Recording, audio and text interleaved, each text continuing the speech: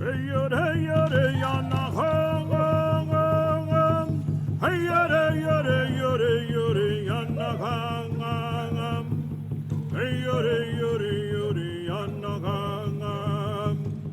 to Lipan Apocalypse, Episode 8, The Unbroken. I'm Brandon Seale. For as much as the Commandant General Juan de Ugalde was cynical, the new governor of Texas in 1787 was sincere.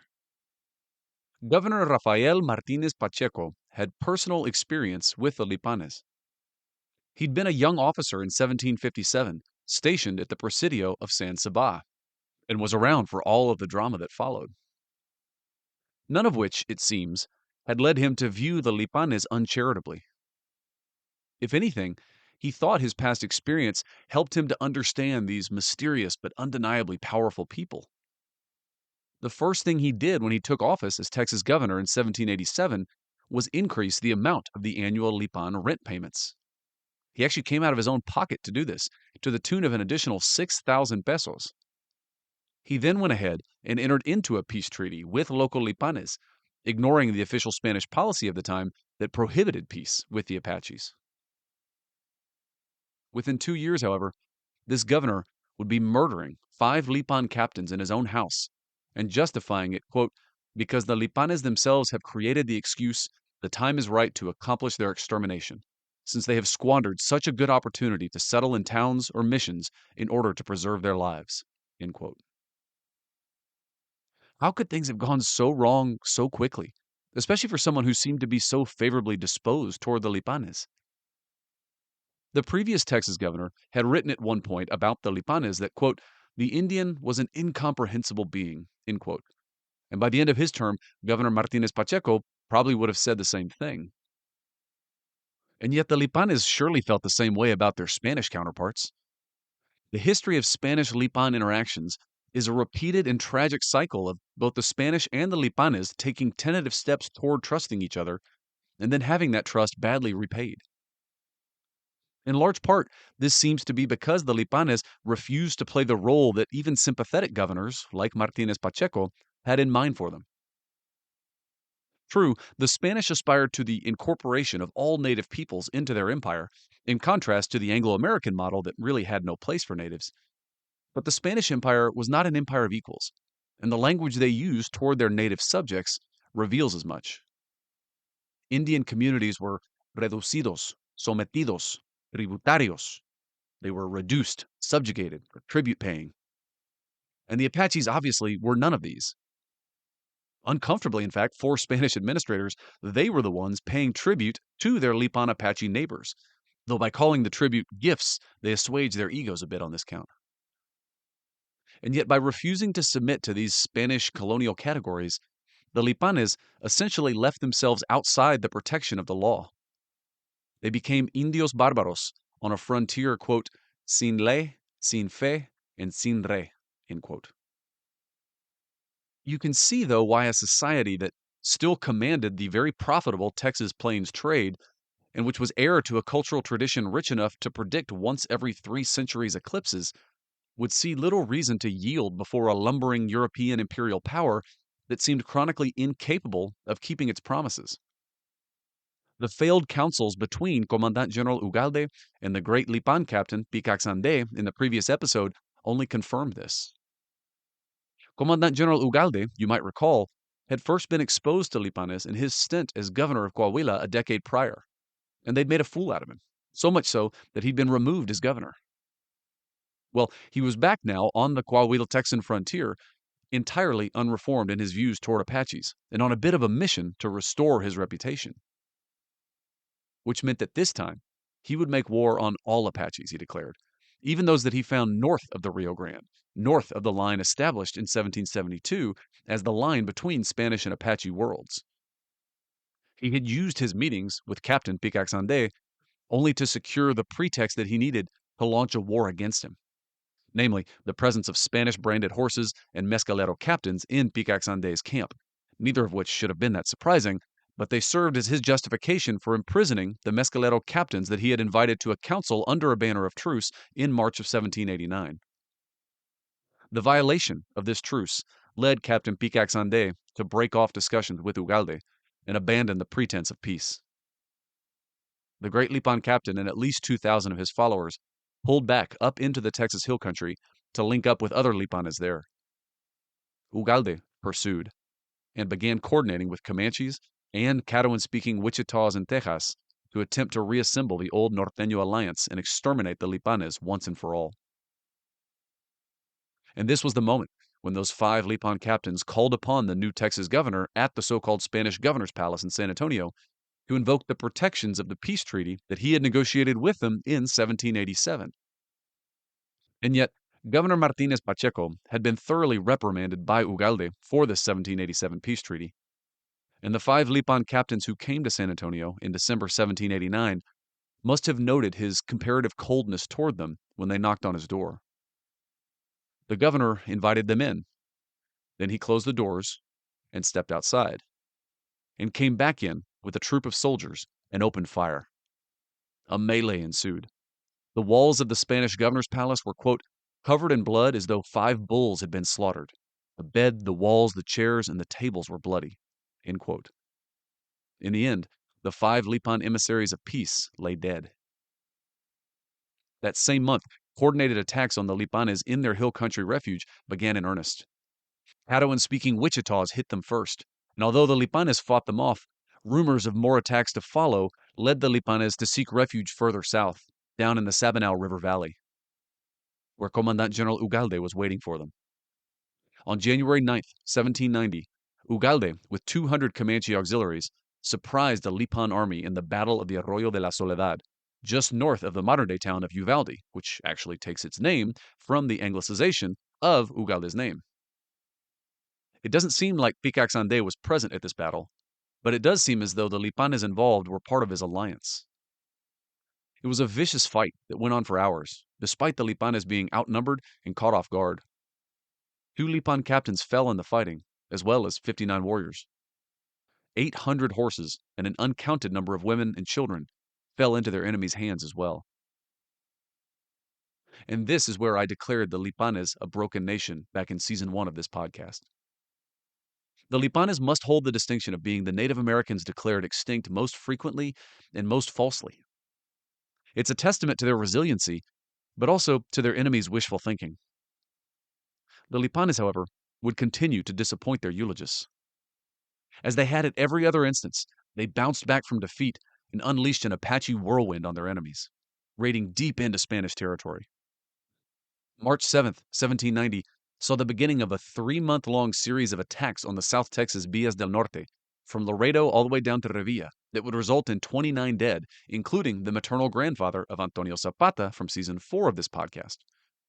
September 1790 would also witness an attack on the Presidio del Rio Grande in Guerrero, Coahuila, that killed 22 soldiers and led to the loss of 1,490 head of livestock. The Lipanes took this loot straight over to their gun-running Biday allies in southeast Texas and traded for 300 good French muskets. The quote-unquote broken Lipanes ended 1790 better armed and perhaps even more in command of the Texas checkerboard than they had started the year. Neither Commandant General Ugalde nor Governor Martinez Pacheco could say the same. By the end of that same year, they had both been replaced. Ugalde, once again, for leaving the frontier exposed to the Lipan violence that followed the Battle of Soledad Creek, and Martinez Pacheco because even the viceroy couldn't ignore the apparent murder of Lipan peace emissaries at a peace conference in the governor's home. Their replacements, however, didn't represent a change in policy, not yet anyway. On May 1st, 1791, they invited a Lipan captain to a peace conference near El Remolino in Coahuila and arrested him. The captain fought his way out, stabbing Ugalde's replacement in the back in the process, but escaping. Then the Spanish tried the same thing again on May 12th, this time to Captain Chiquito, who also escaped. The whole peace conference invitation kidnapping thing had now become some kind of official tactic, cutting off peaceful means of discourse between the two peoples, and so once again, all that was left was the universal language of violence. 300 Lipanes rampaged through Nuevo León, killing 37 settlers, taking 25 captives, 1,084 horses, and slaughtering 2,400 head of cattle. Thanks to these victories and to the wealth they generated, Picacsande's esteem grew more than ever. Now, he was recruiting as far north as Colorado for his Pan-Apache alliance, which scared the hell out of Spanish administrators in New Mexico.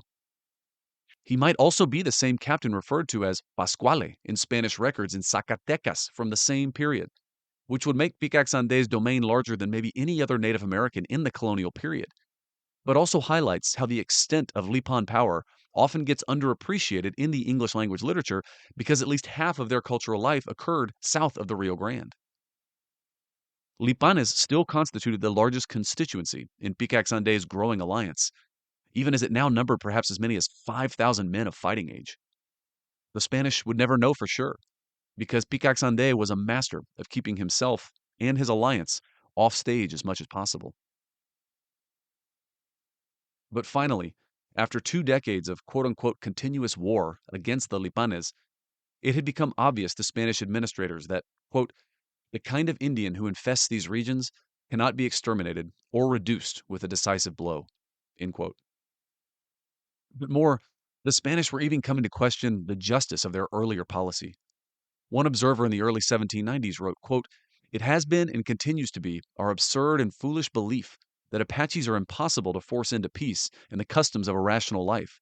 But this is a most patent fallacy. They love peace and hate to lose it. Since the year 1786, when we began to fight them with greater expertise and tactics, we have seen many rancherias from different tribes come in to seek peace. It's true that some rancherias have struck their encampments and gone to seek refuge in their mountains, but if we examine their reasons in honest truth, we'll find that they are justifiable, end quote. One observer was even more damning. Quote, if the Indians had a defender who could represent their rights on the basis of natural law, an impartial judge would soon see that every charge we might make against them would be offset by as many crimes committed by our side, end quote. This same observer also tried to put to bed any delusions about reducing Lipanes to farmers, presaging a century of failed later U.S. policy. Quote, one would never accomplish anything by forcing them to engage in agriculture, end quote. And that's not really a surprise, to me at least. The Lipanes were wealthy traders. Rich people today don't typically give up well-paying jobs to go till the soil.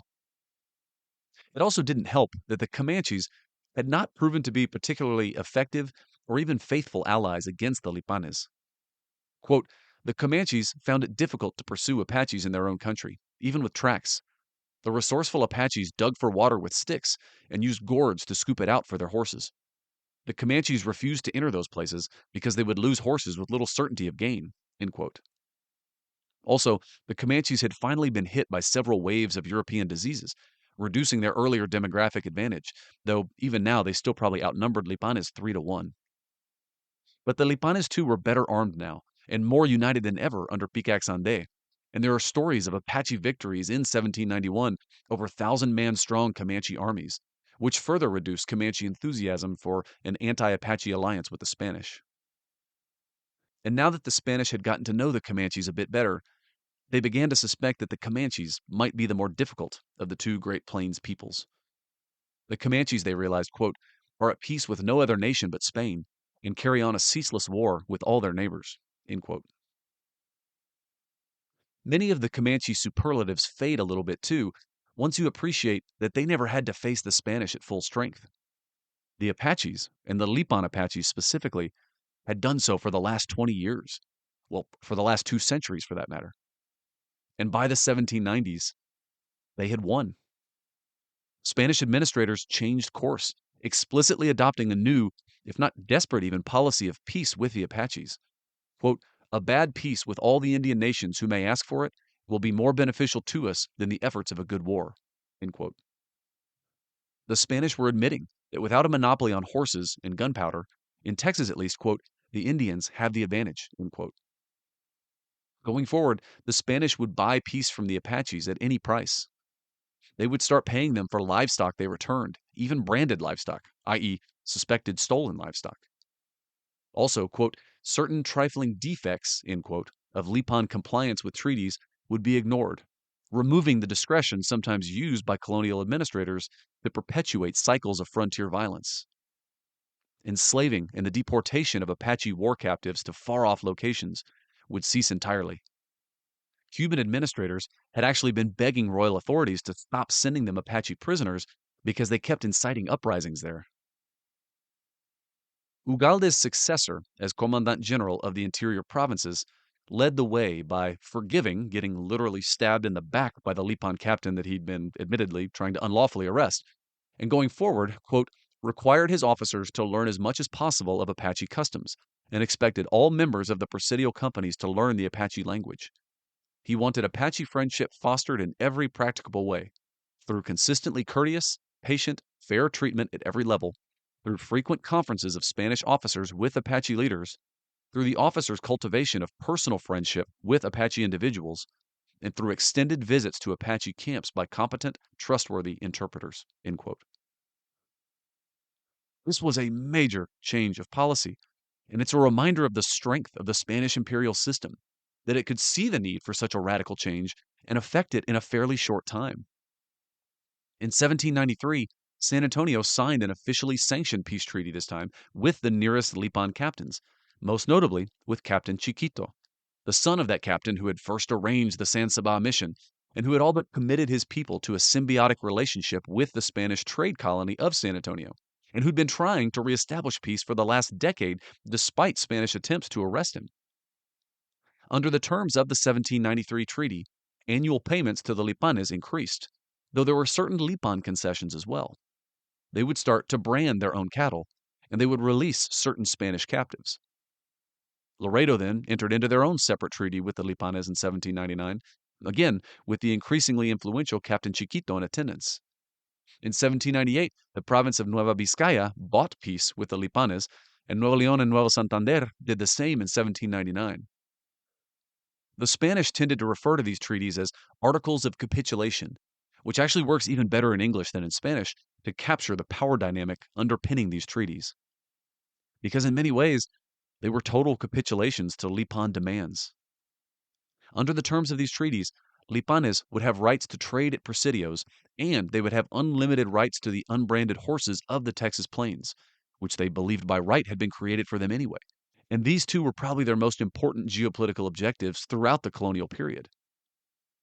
Even more tellingly, these treaties all but stipulated Apache hegemony north of the Rio Grande for all the lands lying between the Presidio del Norte, El Paso, and the Gulf of Mexico, and as far north as the Colorado River. This decade of peacemaking would culminate in the first ever trip of 6 Lipan emissaries, 4 men and 2 women, to Mexico City to mark this new era of Spanish-Lipan relations in a meeting with the Viceroy himself in June of 1799. So how funny that I, and many other historians, seem to want to interpret a one-off Spanish Comanche victory over the Lipanes in 1790 as the start of a period of decline, when everything about the 1790s actually suggests a period of peace, increased trade, and even an orderly transition of power within the Lipan nation. By which I mean that the great Captain Piccax Ande recedes from the historical record here, which is a bit of an anticlimactic end to perhaps one of the most important Native American leaders in Texas and Mexican history. But the most peaceful, prosperous moments in history often read pretty anticlimactic in the history books. One account claims that Piccax Ande died in 1801, another says 1806, but in any event, he died off stage, of old age apparently.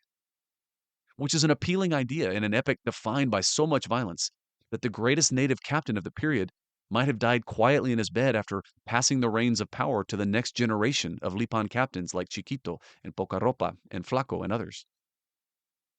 And the fact that such a great captain should recede off stage so quietly reminds us too of how much of Lipan life we can't actually see in the written record. By the close of the 18th century, the Lipanes had fought the Comanches back north of the Colorado River and reestablished their dominance over their South Texas, West Texas, and Coahuilan ranges. More importantly, as the 19th century dawned, they found themselves on good terms with their neighbors.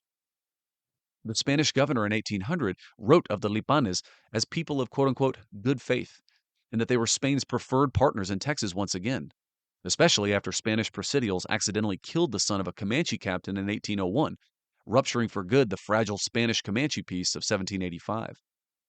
Lipanes actually rode with Spanish troops to beat back Comanche retaliatory raids in 1802 and 1803. San Antonio in this period became once again a sort of neutral meeting point, the trading post that most everyone seemed to want it to be.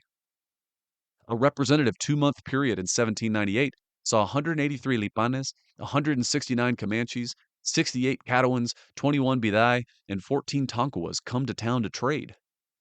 More and more Lipanes entered the local population permanently as well, not just in the missions, but by marriage and on Tejano ranches, where they were sought out for their famed skills as horsebreakers. And the market for horses, incidentally, was more robust than ever, thanks to the arrival of yet another square on the checkerboard. In 1803, the United States acquired Louisiana. The Anglo-Americans were relentless traders with an unquenchable demand for horses and an unlimited supply of firearms to buy them with. In 1806, the U.S. government established an official trading factory in Natchitoches, Louisiana, whose only possible purpose was to sell goods into Texas, despite Texas being an officially closed economy. Spanish administrators knew that the 4,000 pesos or so of rent payments that they distributed each year to native Texans would soon be dwarfed by the volume of trade coming across the Sabine River, whether they allowed it or not. And yet, after so many generations of struggle and bloodshed, Texas Indians remained loyal now to their hard-fought and hard-won coexistence with the Spanish. And frankly, the stories trickling in from Indians in the United States gave Texas Indians good reason to be wary of the Anglo-American Republic's Indian policy. And so in 1806, just as tensions with their new U.S. neighbors were beginning to flare, Texas leaders organized a great conference in San Antonio, attended by 300 Lipan, Comanche, and Caddoan-speaking Wichita leaders. All the attendees from all the nations represented, quote, spoke against the evils of war, end quote.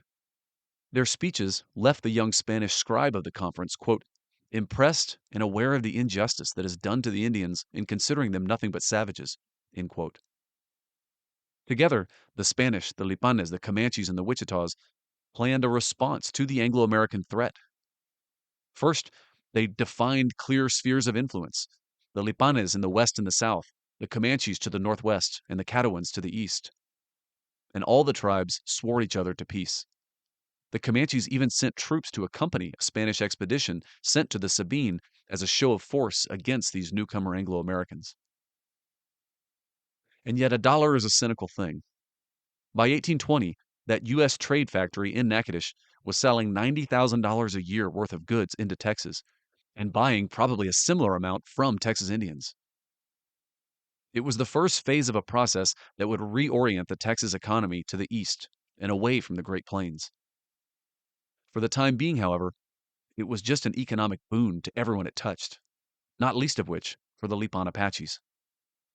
Because even as they were recommitting to help the Spanish preserve the political status quo in Texas, Captain Chiquito sent his son, Huelgas de Castro, open up channels of communication with these new Anglo-American neighbors. Alliance-making was an Apache obligation, and alliance-making was always an Apache opportunity. On the next episode of Lipan Apocalypse. Thank you for listening. Editing for this episode was performed by Susana Canseco. The intro and outro music is from the White Mountain Apache Crown Dancers. You can find them on YouTube. Special thanks this season to my Lipan friends, Bernard Barcena, Lucille Contreras, Richard Gonzalez, Margot Moreno, and Gary Perez. I hope I'm doing your story justice.